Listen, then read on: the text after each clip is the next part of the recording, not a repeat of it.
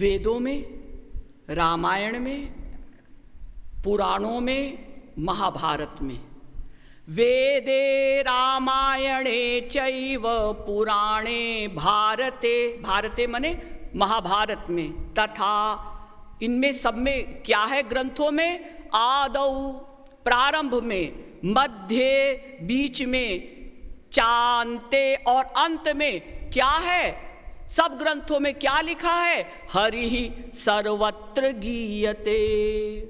सब जगह यही लिखा है, हर ग्रंथ में प्रेम करो, भगवान की भक्ति करो, यानी हर ग्रंथ में भक्ति का निरूपण, और हर क्रिया में भक्ति।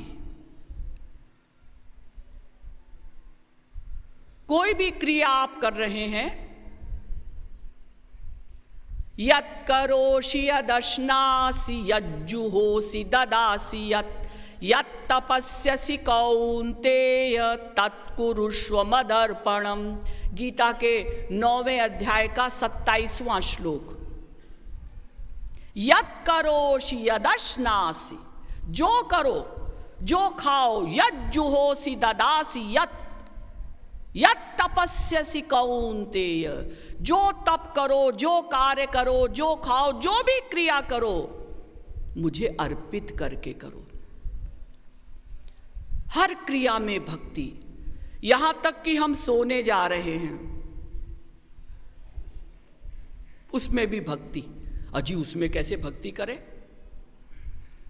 भगवान से कहिए, हे श्री कृष्ण, हे नाथ, रात हो गई है, मैं थक गया हूं, अब मैं सोने जा रहा हूं।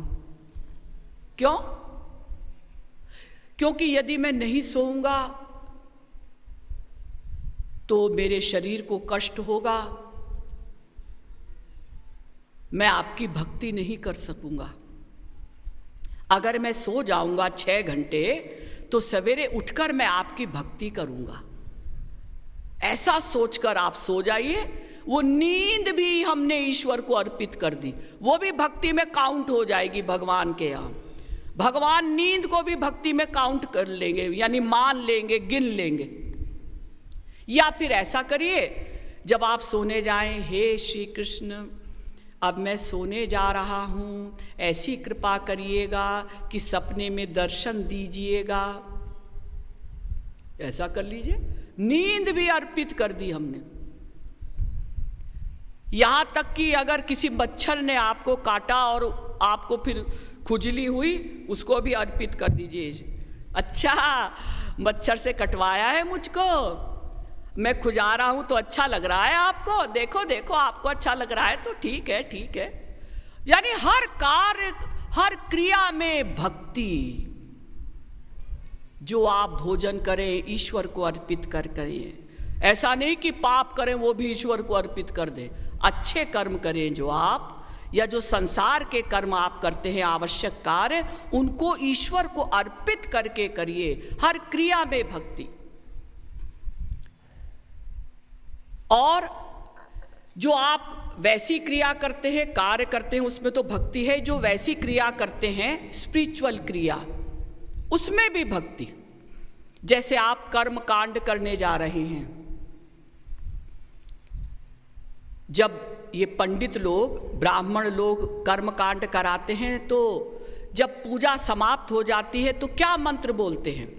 मंत्रहीनम क्रियाहीनम भक्तिहीनम जनार्दन यत्कृतं तु मया देव परिपूर्णम तदस्तु मे। पद्म पुराण। हे नाथ, मैं मंत्र से हीन हूँ, यानी मुझे मंत्रों का ज्ञान नहीं, मैं क्रिया से भी हीन हूँ, मुझे कोई क्रिया भी ठीक से कर्म कांड की नहीं आती, मैं भक्ति से भी रहित हूँ, लेकिन मैंने जो कुछ भी कर्म कांड अभी करवाया है आपकी कृपा से पूर्ण हो। ये देखिए, ये कर्म कांडी भी भक्ति की शरण में आ गए।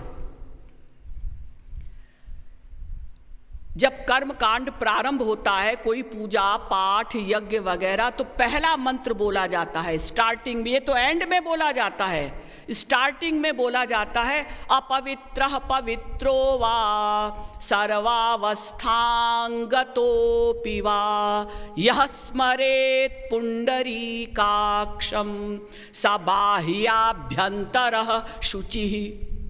पद्म पुराण। तो उसमें क्या करते हैं ब्राह्मण लोग, यजमान के हाथ में ऐसे जल रखते हैं कि ऐसे जल लो, लिया, अब ये मंत्र बोलो। अब पंडित जी भी बोल रहे हैं, वो यजमान भी बोल रहा है। पंडित जी को भी नहीं पता इस मंत्र का क्या अर्थ है, और यजमान तो 0/100 है ही।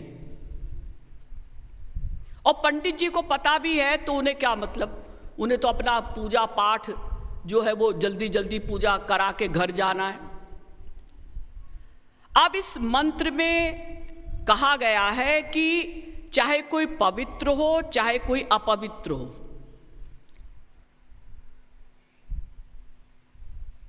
अपवित्रः पवित्रो वा सर्वावस्थांगतोऽपि वा, और किसी भी अवस्था में हो वो, यः स्मरेत् पुंडरीकाक्षम, जो पुंडरीकाक्ष यानी कमल नयन श्री कृष्ण का स्मरण कर लेता है तो बाह्याभ्यंतरः शुचिः, उसकी बाहरी और आंतरिक दोनों शुद्धि हो जाती हैं। ये इसका अर्थ है। लेकिन ब्राह्मण पंडित लोग क्या करते हैं, जल रखवाया और कहा कि देखो अब इस जल को ऐसे छिड़को चारों तरफ और बोलो अपवित्रः पवित्रो वा सर्वावस्थांग गतोऽपि वा यः। अरे जब प्रारंभ में ही तुमने ये मंत्र बोलकर शुद्धि करवा दी, आंतरिक और बाह्य दोनों, मन की भी शुद्धि हो गई और शरीर की भी शुद्धि हो गई, और बाहर जहां यज्ञ हो रहा है पाठ पूजा, वहां स्थान की भी शुद्धि हो गई, तो उसके आगे तुम क्या करवा रहे हो पूजा। अजी तो क्या करें।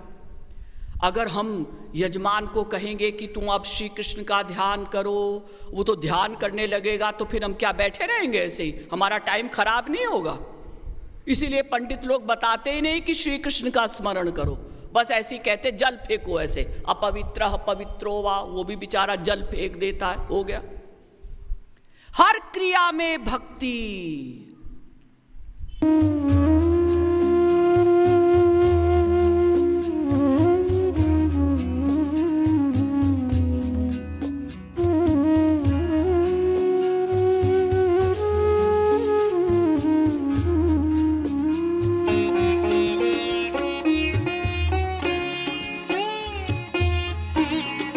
Oh